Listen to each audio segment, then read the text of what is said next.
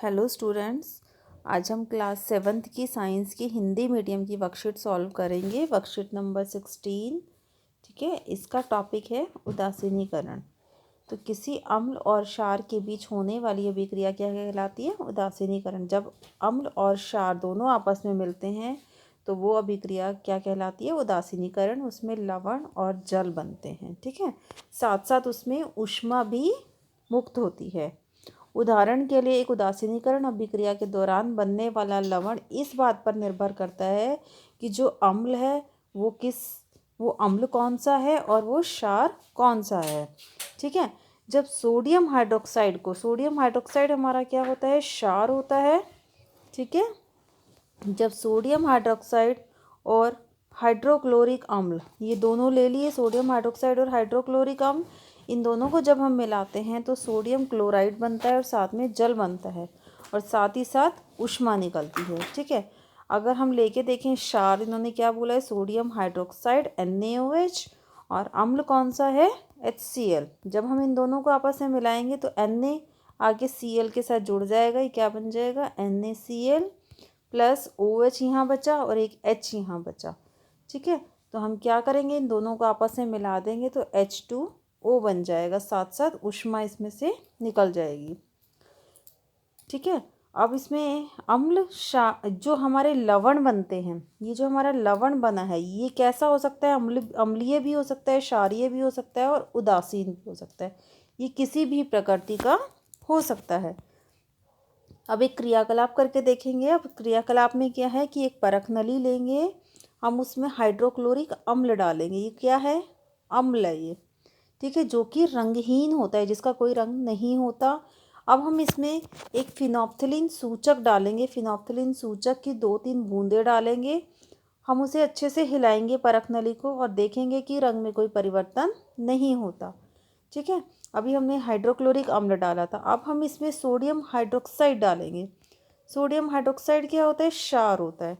ठीक है, इसमें हम सोडियम हाइड्रोक्साइड डालने के बाद हम इसमें फिर क्या होगा? जब हम इसमें सोडियम हाइड्रोक्साइड डाल देंगे बूंद बूंद करके तो क्या होगा? ये हल्का गुलाबी रंग का हो जाएगा।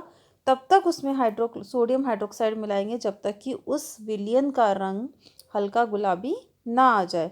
और जैसे ही इसमें उसका विलयन का रंग हल्का गुलाबी आना शुरू करेगा तो हम उस विलयन में सोडियम हाइड्रोक्साइड मिलाना बंद कर देंगे। ठीक है, तो हमने क्या देखा कि जब हमने इसमें हाइड्रोक्लोरिक अम्ल डाला विलयन में तो कोई भी रंग में परिवर्तन नहीं आया, पर जब हमने इसमें क्षार मिलाया सोडियम हाइड्रोक्साइड तो इसमें विलयन का रंग हल्का गुलाबी रंग का आ गया।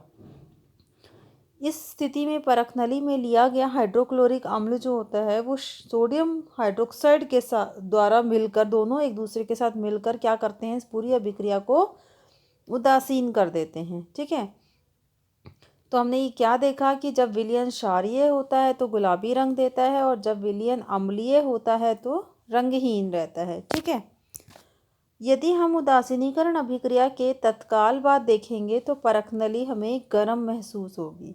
ऐसा क्यों होता है? क्योंकि उदासीनीकरण अभिक्रिया में ऊष्मा भी निकलती है और ऊष्मा के साथ साथ परख नली का तापमान बढ़ जाता है।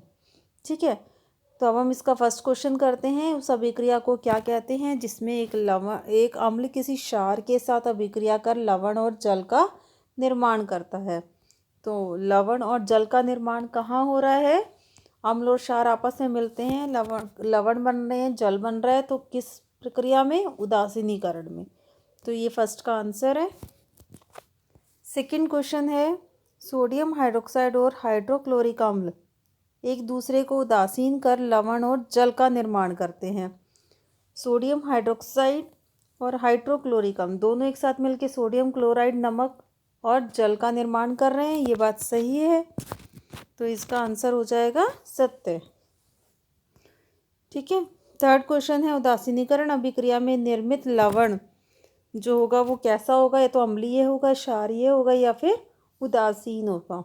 ठीक है, फोर्थ क्वेश्चन है, यदि हम उदासीनीकरण अभिक्रिया के तत्काल बाद परख नली को स्पर्श करें तो वह गर्म महसूस होती है। ऐसा क्यों होता है?